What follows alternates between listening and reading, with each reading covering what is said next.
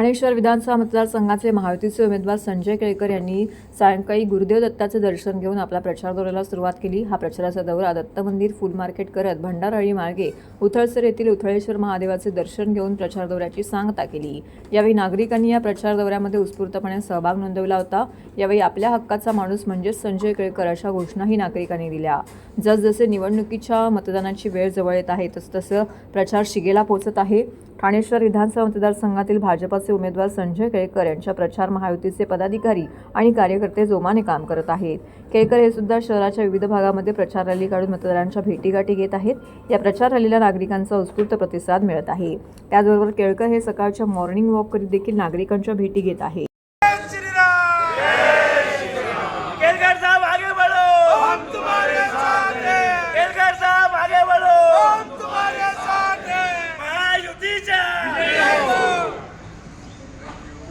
सभी के लिए नाश्ते की व्यवस्था है।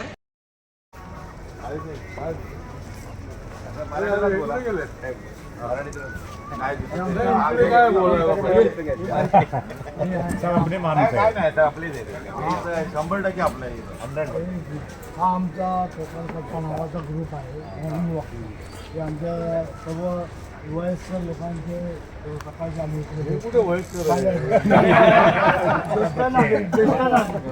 ज्येष्ठ नागरिक सर सामने सर ओ राकेश भाई केळकर साहेबांचा विजय असो, केळकर साहेबांचा विजय असो, वोट पर बीजेपी। केळकर साहब आगे बढ़ो, हम तुम्हारे साथ हैं। एक मिनट साहेबांचं स्वागत। ठीक है साहब। हाँ सर सामने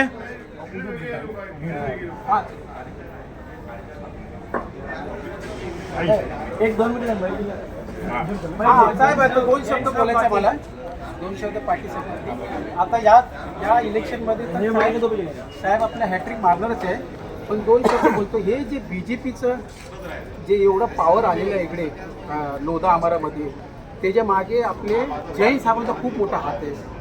आणि साहेबांना माझी अशी विनंती आहे की येणाऱ्या कॉर्पोरेशन इलेक्शनमध्ये काम करणारा माणूस पाहिजे आम्हाला। आणि काम करणारा माणूस म्हणजे आपले जैन साहेब सतत एकदम रात्र दिवस काही असू दे एकदम काम करतात। एकदम जबरदस्त काम आहे, एकदम जबरदस्त कार्यकर्ता आहे बीजेपीसाठी। आणि हे बीजेपी येणार आहे कारण हे कार्यकर्ता म्हणून जबरदस्त कार्यकर्ते। मग येणाऱ्या दिवशी जे कॉर्पोरेशन इलेक्शन होणार आहे तर आम्हाला असं म्हणायचं आहे की जैन साहेबांना तिकीट मिळालं पाहिजे, कारण काम जबरदस्त कार्यकर्ते आणि काम करतात। भारत माता की जय, वंदे मातरम, वंदे मातरम, वंदे मातरम। जय श्री राम, जय श्री राम, जय श्री राम, जय श्री राम, जय श्री राम, जय श्री राम।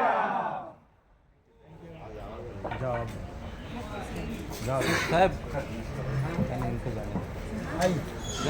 आइए ग्रुप आ जाओ ना पूरा मैच। सर लोग आ जाओ।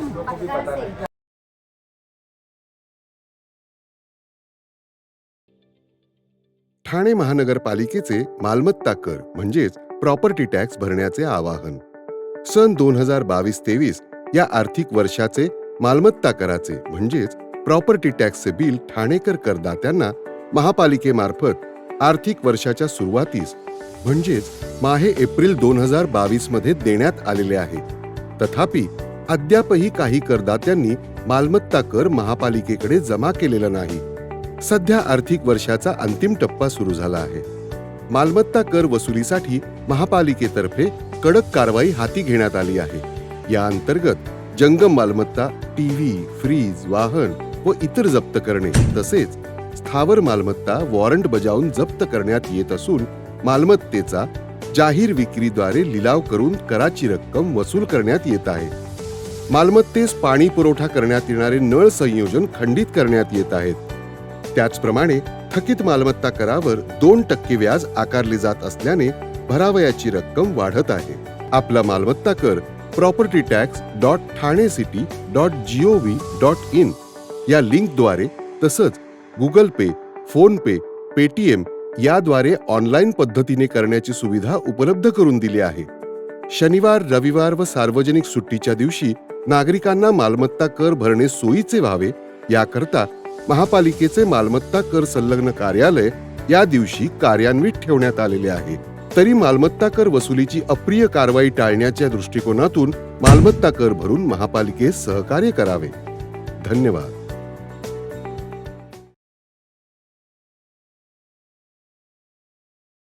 महाविकास आघाडीतील तिन्ही पक्षांमध्ये गुणाचा पायापोस कुणाला नाही अशी स्थिती आता असताना एक धक्कादायक बाब समोर आलेली आहे. ठाण्यातील मुख्यमंत्री एकनाथ शिंदे यांच्या मतदारसंघामध्ये झालेल्या बंडखोरीला काँग्रेस जिल्हाध्यक्ष विक्रांत चव्हाण यांचीच फूस असल्याचं उघड झालं आहे. व्हायरल संभाषणामुळे ही पोलखोल झाली आहे. कोपरी पाचपाकाडी विधानसभा मतदारसंघातून उमेदवारी अर्ज दाखल करण्यापूर्वी मनोज शिंदे यांनी अध्यक्ष विक्रांत चव्हाण यांना फोन करून त्याची कल्पना दिली होती. त्यावरून प्रत्युत्तर देखील चव्हाण यांनी अनुमती दर्शवत अर्ज भरण्याची हमी दिली. या संभाषणाचे ऑडिओ क्लिप व्हायरल झाल्याने महाविकास आघाडीमध्ये संशय कल्लोळ माजला आहे. काँग्रेसचे बंडखोर उमेदवार मनोज शिंदे यांनी काँग्रेस अध्यक्षांनीच फोनवर उमेदवारी अर्ज दाखल करण्यास सांगितल्याची ऑडिओ क्लिप व्हायरल केली. या व्हायरल संभाषणाने काँग्रेसची पोलखोल झाली आहे. ठाणे जिल्ह्यात 18 विधानसभा मतदारसंघ असताना महाविकास आघाडीच्या जागा वाटपात ठाण्यात काँग्रेसच्या वाट्याला भिवंडी आणि मीरा भाईंदर या अवघ्या 2च जागा आलेल्या आहेत. त्यामुळे काँग्रेस पदाधिकाऱ्यांमध्ये नाराजी उमटून ठाण्यातील कोपरी पाचपाकाडी विधानसभा मतदारसंघात महाविकास आघाडीमध्ये बंडाळी माजली आहे. कोपरी पाचपाकाडीतून महायुतीतर्फे मुख्यमंत्री एकनाथ शिंदे निवडणूक लढवत असून त्यांच्या विरोधात महाविकास आघाडीमधून उद्धव बाळासाहेब ठाकरे गटाचे केदार दिघे रिंगणात आहेत. अशातच काँग्रेसचे ज्येष्ठ प्रदेश पदाधिकारी मनोज शिंदे आणि काँग्रेसचे सुरेश पाटील खेडे यांनी अपक्ष उमेदवारी दाखल केली आहे. त्यामुळे महाविकास आघाडीत बेबनाव निर्माण झाला असल्याने शनिवारी काँग्रेस अध्यक्ष चव्हाण यांनी दोन्ही बंडखोरांची काँग्रेसमधून 6 वर्षासाठी नियमन केल्याचं जाहीर केलं आहे. आरोप करणं त्यांचं काम आहे आणि स्पेशली जे हे धंदे करतात त्यांना ते भ्रष्टाचार केल्याचा वास स्वतःलाच येतो. त्याच्यामुळे त्यांनी माझ्यावर आरोप केले. त्या आरोप करताना ते बिनबुडाचे आरोप आहेत, परंतु मी ह्या बाबतीत फार सिरियस झालेलो आहे. विक्रांत चव्हाणने जे आरोप केले त्यांनी 42 तासामध्ये ते मागे घ्यावे. तर मी अब्रूनुसार जाऊन त्यांना जेलमध्ये टाकेन सांगतो तुम्हाला. या बाबतीमध्ये तर आधी तर त्या विक्रांत चव्हाणांना 6 वर्ष काढले महानगरपालिकेमध्ये आदेशाचे पालन न केल्यामुळे. त्याच्यामुळे त्यांनी त्याचं बघावं. माझ्याबद्दल जे आहे ते संपूर्ण 17-18 उमेदवारांचे फॉर्म भरले. आम्ही सर्व एकत्रपणे सन्माननीय मल्लिका अर्जुन खरगे आमचे अध्यक्ष राहुलजी आणि सोनियाजी यांच्याकडे अपील करणार आहे. ज्याप्रमाणे विशाल पाटील यांनी आघाडीमध्ये अन्याय झाल्यानंतर उमेदवारी भरली लोकसभेची, त्यांना 6 वर्षासाठी काढलं होतं, त्यांनी अपील केलं, त्यांचं अपील मान्य करून त्यांना पक्षात घेतलं आणि आज ते काँग्रेसचे खासदार आहेत. त्याप्रमाणे माझा अधिकार आहे. माझ्याबरोबर ज्या लोकांनी काँग्रेस या घटक पक्षामुळे अन्याय झालाय त्या लोकांनी जे अपक्ष फॉर्म भरलेत ते आम्ही अपिलात जाऊ. आणि मला पूर्ण विषय आहे, माझा पक्ष मी काँग्रेसचा होतो, काँग्रेसचा आहे आणि काँग्रेसचा आहे. प्रचार रॅलीमध्ये जे शक्ती प्रदर्शन होते ते मलाच खरं माहिती नव्हतं एवढं काय होतंय. पहिल्या दिवशीची सुरुवात अंदाजे मी 200-300 कार्यकर्ते वगैरे समजलो होतो. परंतु त्यांना जेव्हा कळलं की मी या ठिकाणी कुठल्या उद्देशाने मी ही निवडणूक लढवतोय, त्याप्रमाणे 2-2.5 हजार वर्षाच्या वरती आता तुम्ही बघताय मोठा प्रतिसाद कार्यकर्त्यांचा वाढतोय. आज 3-3.5 हजार लोक त्या ठिकाणी कार्यकर्ते होते, मंडळाचे सदस्य होते, सामाजिक संघटनेचे पदाधिकारी होते, सर्वसामान्य नागरिक होते. काही ज्येष्ठ नागरिक त्यांना ते माझ्या रॅलीच्या रथामध्ये बसतात, त्यांना चालता येत नाही. अशा प्रकारचं प्रेम उसंडून जे आलेलं ना, त्याच्यामुळे मला पूर्ण विश्वास आहे 20 तारखेला जी निवडणूक होणार आहे त्या ठिकाणी 7 हा माझा लकी नंबर आहे आणि 7 नंबर मला मिळालेला आहे. त्याच्या समोर माझं नाव आहे, फुगा ही निशाणी आहे. त्याच्या समोरचं नागरिक माझं बटन दाबून माझ्यावर प्रेम व्यक्त करतील आणि हे जे चाललंय त्याच्या पलीकडे जाऊन मला मतदान करून मला त्यांच्या सुख दुःख आणि ऐश्वर्यामध्ये आणि त्यांच्या प्रश्नामध्ये त्या पूर्ण करण्याच्या माध्यमातून मला सहभाग करून घेतील आणि मला विधानसभेवर आमदार म्हणून पाठवतील, एवढं मला खात्रीने वाटायला. निवडणुकीचे सर्व नियम धाब्यावर बसून मुख्यमंत्री एकनाथ शिंदे रात्री 10 नंतर प्रचार रॅली काढून आचारसंहितेचा भंग केला असून निवडणूक आयोग कधी कारवाई करणार असा सवाल महाविकास आघाडीचे शिवसेना उद्धव बाळासाहेब ठाकरे गटाचे उमेदवार केदार दिघे यांनी उपस्थित केला आहे. त्यांनी पत्रकार परिषदेमध्ये हा आरोप केला. मुख्यमंत्री शिंदे यांनी रात्री 10 नंतर सर्व प्रचार यंत्रणा कामाला लावून आचारसंहितेचा भंग केला आहे. त्यांना सर्व माफ आहे का असा सवाल केदार दिघे यांनी उपस्थित केला आहे. मुख्यमंत्री शिंदे यांनी सायंकाळी 5 वाजता प्रचाराला वागळेमधून सुरुवात केली होती. रात्री 10 वाजता त्यांचा ताफा पूर्व ठाण्यामध्ये पोहोचला होता. सिद्धार्थनगर येथे फटाक्यांची आतिषबाजी करण्यात आली होती. पुढे अष्टविनायक चौक, परबवाडी, कोपरीगाव भागातून प्रचार फेरी रात्री 11 वाजता आनंदनगर, गांधीनगर येथे पोहोचली. मुख्यमंत्री शिंदे यांचा सुरक्षा ताफा आणि कोपरीचे पोलीस देखील त्यांच्यासोबत होते. सुमारे 20 ते 25 गाड्या आणि दुचाकी वाहनं या ताफ्यात होती. पोलिसांनी देखील प्रचार फेरीला विरोध केला नाही असा आरोप दिघे यांनी करून आचारसंहितेचा भंग करणाऱ्या मुख्यमंत्र्यांच्या विरोधात निवडणूक आयोग कधी गुन्हा दाखल करेल असा सवाल उपस्थित केला आहे. हे सगळं होत असताना मला असं वाटतं जर का 20-22 वर्षामध्ये हे जर का परिवर्तन झालं नसेल आणि कोणत्याही पद्धतीने एखादी चांगली गोष्ट या नागरिकांसाठी होत नसेल तर कुठेतरी असलेल्या आमदारांना तिकडे बदलण्याची वेळ ही आता आलेली आहे. अनेक लोकांच्या, अनेक महिलांच्या तोंडून ह्याच गोष्टी येतात, कारण की प्रत्येक वेळेला पाण्याचा प्रश्न, इलेक्ट्रिसिटीचा प्रश्न हा प्रत्येक ठिकाणी आहे. याच्या पलीकडे जाऊन ही निवडणूक पारदर्शक आणि त्याचबरोबर एक चांगल्या वातावरणात व्हावी असं एक अपेक्षा असताना कुठेतरी धनशक्तीचा वापर इकडे होईल आणि वेळोवेळी तसा झालेला आहे असं प्रत्येकाच्या तोंडून आढळून आलं. आणि म्हणून मला असं वाटतं की निवडणूक आयोगाने आपले डोळे उघडून कुठेतरी एक वेगळं पथक तिकडे नेमावं, जेणेकरून रात्रीचा खेळ चाळे असं आपण जे म्हणतो तो रात्रीचा खेळ न चालता कुठेतरी ती पारदर्शकता सदैव असावी आणि ही निवडणूक चांगल्या पद्धतीने मार्गी लागावी अशी एक अपेक्षा आहे. याच्या पलीकडे जाऊन बलाढ्य व्यक्तीच्या समोर आपण ह्या सगळ्या गोष्टी, मला अनेक पत्रकारांनी विचारलं की तुम्ही मुख्यमंत्र्यांच्या समोर ही निवडणूक लढताय तर तुम्हाला काय संघर्ष करावा लागतोय. तर माझं म्हणणं असं आहे की बलाढ्य व्यक्तीच्या समोर लढत असताना ज्या वेळेला तुम्हाला लोकांची साथ असते तेव्हा निवडणुकीचं टेन्शन नसतं आणि त्याच पद्धतीचं टेन्शन माझ्याकडे नाही. पण निवडणूक आयोगाला अनेक वेळेला ह्या एवढ्या पदयात्रेमध्ये प्रत्येक विभागात गेल्यावरती आचारसंहितेचा भंग झालेला आपल्याला दिसतो आणि ते मी वेळोवेळी तिथल्या आमच्यावर गस्त घालत असलेले जे पथक आहे त्या इलेक्शन कमिशनच्या सर्व अधिकाऱ्यांना, वरिष्ठ अधिकाऱ्यांना प्रत्येक वेळेला दाखवून दिलेलं आहे की नियमांचं उल्लंघन कशा पद्धतीने झालं. आता आजच मी एक ट्विट केलंय की काल मुख्यमंत्र्यांनी जी काय रॅली काढली या विधानसभा क्षेत्रामध्ये ते रात्री 10:20च्या सुमारास किंवा 10:30च्या सुमारास कोपरीमध्ये तिकडे आतिषबाजी झाली, तिकडे ते लोकांना भेटत होते, तिकडे तो प्रचार प्रसार चालू होता. याचा अर्थ असा आहे की ही सगळी मंडळी कुठेतरी दबावाखाली कोणत्याही पद्धतीचं त्यांच्यावरती कोणताही गुन्हा न दाखल करता हे सगळं जे काय चाललेलं आहे ते मानून फक्त आम्ही विरोधक आहोत आणि आम्ही एखादा परिवर्तन करू इच्छितो इकडे म्हणून आमच्यावरती दबाव आणतायत हे क्लिअर कट लोकांच्या निदर्शनात आहे. 149 मुंब्रा कळवा विधानसभा मतदारसंघातील महायुती पुरस्कृत राष्ट्रवादी काँग्रेस पार्टीचे लोकप्रिय उमेदवार नजीम मुल्ला यांची प्रचार सभा खारेगाव येथील जय भारत स्पोर्ट्स क्लबच्या पटांगणात आयोजित करण्यात आली होती. यावेळी राष्ट्रवादी काँग्रेस प्रदेश प्रवक्ते, ठाणे व पालघर समन्वयक, ठाणे जिल्हा अध्यक्ष आनंद परांजपे, ठाणे व पालघर समन्वयक, ठाणे जिल्हा अध्यक्ष आनंद परांजपे, शिवसेना उपनेते दशरथ पाटील, जिल्हा प्रमुख गोपाल लांडगे, विभाग प्रमुख श्याम पाटील, शहर प्रमुख नरेंद्र शिंदे, माजी नगरसेवक उमेश पाटील, मनोज लासे, विजया लासे, अनिता गौरी, गणेश कांबळे, राष्ट्रवादी महिला जिल्हाध्यक्ष वनिता गोतपगार, शिवसेना पदाधिकारी राकेश पाटील, रचना पाटील, सुनील पाटील, सुनील गौरी इत्यादी पदाधिकारी मोठ्या संख्येने मतदार उपस्थित होते. नजीम मुल्ला यांच्या रूपाने एक आश्वासक चेहरा मुंब्रा कळवा विधानसभा मतदारसंघात उमेदवार म्हणून महायुतीने दिलेला आहे. ठाणे महानगरपालिकेतील कामाचा अनुभव त्यांच्या पाठीशी आहे. मतदारांनी लोकप्रतिनिधी निवडून देताना खासदार, आमदार, नगरसेवक यांची कामे काय असतात ते जाणून घ्यायला हवं. खासदार म्हणून मतदारसंघातील सेंट्रल रेल्वे सर्वात जास्त कामे झाली आहेत. 5वी-6वी रेल्वे लाईनचा प्रश्न मार्गी लागला आहे. इथला आमदार गेला तरी 15 वर्ष नगरसेवकाची कामं आपल्या नावावर खपवत असतो. सक्षम पर्याय नसल्यामुळे आपल्याला निवडून देत आलोत. प्रत्येक गोष्टीत राजकारण करणारा, रडगाणे गाणारा आमदार नको, तर आपल्याला आपली कामं करणारा, सभागृहात आपले प्रश्न मार्गी लावणारा आमदार हवा. पण आता नजीम मुल्ला यांच्या रूपाने डॅशिंग, तरुण, अभ्यासू उमेदवार पर्याय म्हणून मिळालेला आहे. केंद्रात व राज्यात सत्ता आल्यावरती खारेगावचा पूल केला. खारेगावच्या अंतर्गत रस्त्यासाठी 70 कोटी आणले.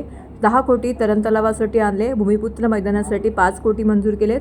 डॉक्टर बाबासाहेब आंबेडकर स्मारकासाठी 3 कोटी रुपये मंजूर केलेत. खारेगावच्या अंतर्गत पाईपलाईनसाठी 7.5 कोटी रुपये मंजूर केलेत. खुला रंगमंच, गॅस पाईपलाईन आणली, अशी अनेक विकास कामं केलेली आहे. लोकांना अपेक्षित कामं करण्यासाठी आपण निवडून आलेलो आहोत. नियम अटी लोकांच्या सुविधेसाठी आहेत. जर त्या लोकांना त्रासदायक ठरणार असतील तर त्या बदलल्या जातील. विधानसभेत चांगली कामं करण्यासाठी सिस्टीममध्ये काम करताना हेल्पिंग हँड पाहिजे असतात. त्यामुळेच मला जे प्रेम आशीर्वाद दिलं तेच नजीब मुल्ला यांनाही द्या. आपण महायुतीमधून लढलो आहोत. महायुतीचे उमेदवार नजीब मुल्ला यांना निवडून द्यायचं आहे. वेळ बदल घडवण्याची आहे. मतदारसंघातील वेळ बदलायची आहे. चांगली वेळ आणायची असेल तर नजीब मुल्ला यांच्या समोरील घड्याळचं बटन दाबून त्यांना विजयी करा, असं आवाहन खासदार डॉक्टर श्रीकांत शिंदे यांनी मतदारांना केलं आहे.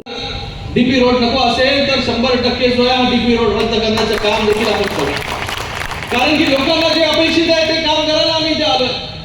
नियम अटी जे आहे ह्या लोकांसाठी नाही, लोकांच्या सुविधेसाठी आहे नियम अटी. आणि त्या नियम अटी जर आपल्या सुविधेच्या मध्ये येत असतील तर त्या नियम अटी बदलल्या पाहिजे.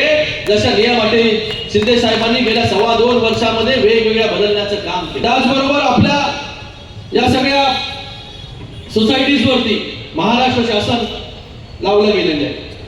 तो देखील एक विषय गंभीर आहे. रिडेव्हलपमेंट आपल्याला जायला मिळत.